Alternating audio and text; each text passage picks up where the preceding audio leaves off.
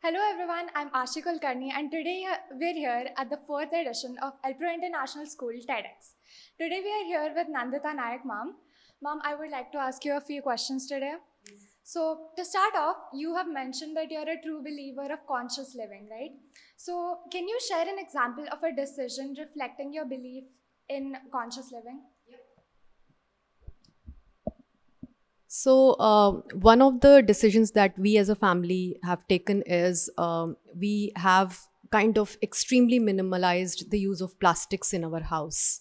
As much as possible, we use other substances like glass or, some variations of glass, but plastics have been completely banned. So, it becomes hard at times because it is so convenient.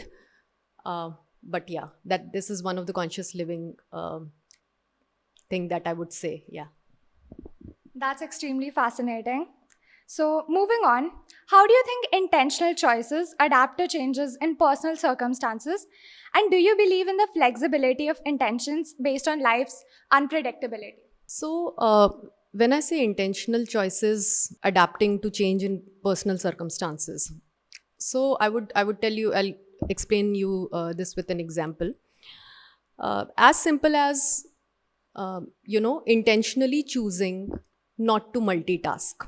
Okay, now this is, I know multitasking is something we all do it most of the time, but our minds are not wired for multitasking. Okay, until and unless all our five senses are immersed in one activity, we cannot get maximum returns out of that activity.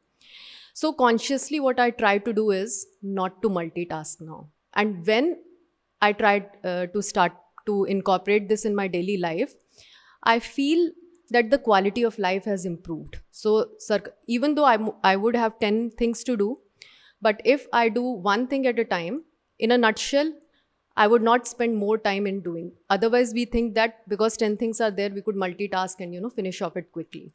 Oh, absolutely. Absolutely. When I say flexibility, so your core values do not change. There is difference between values and intention.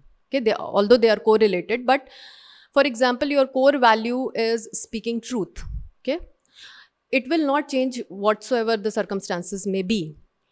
But if suppose someone is threatened with a life threatening illness, okay, if you go with your core value saying that the person is going to die after 2 months, okay, that is not going to serve you. So your value of speaking truth remains the same, but it becomes flexible when it comes to the basic human values of compassion, kindness. So that is how I would say it's flexible enough. Yeah. Thank you. So, my last question for you will be, what advice would you like to give to individuals seeking to make more intentional choices in their lives based on your experiences and learning? One of the easiest way I would say is to take out pen and paper whenever you are conflicted with two or more choices. Take out a pen and paper and make a pros and cons list. It's a very standard one.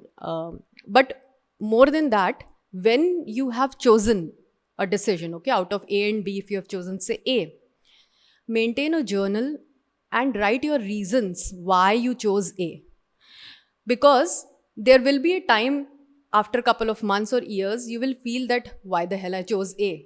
That is when you go back to that journal and figure out, because we tend to forget. So why you started in the first place is the question that you need to keep reminding. For example, when we join the gym, right, after a couple of months we lose the track, we stop going to the gym. But if you go back and you write your reasons and read them, that makes sticking to intention easy. Thank you so much.